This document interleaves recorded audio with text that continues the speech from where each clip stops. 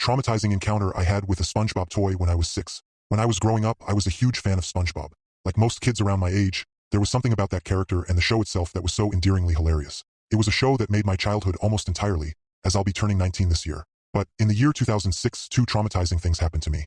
One being that my father passed away in the same room I was sleeping and I woke up to find him dead.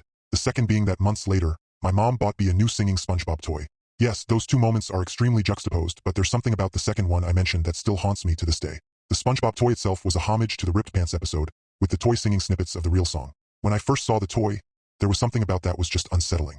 I'll provide a link to the picture in the comments.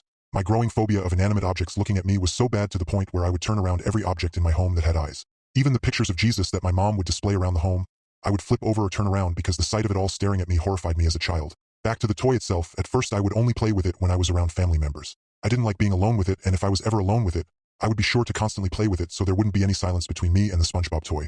The toy was only programmed to play the Ripped Pants song. It even said so in the packaging from what I remember, so I was a little concerned to realize after about 2 weeks of using it, the toy started singing other SpongeBob songs such as Do the Sponge and the actual theme song from the show, where neither of those songs even featured SpongeBob's voice at all.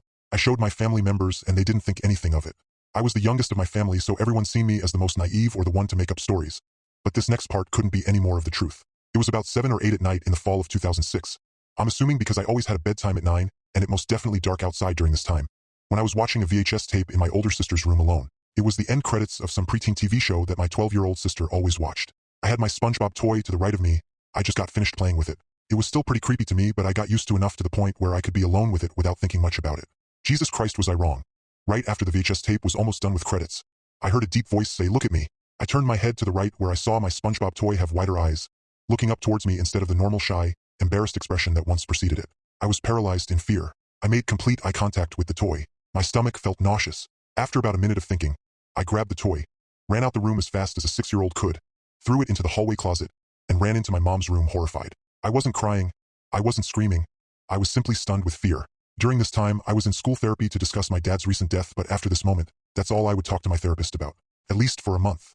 The toy remained in my hall closet until I moved from the house in March of 2009.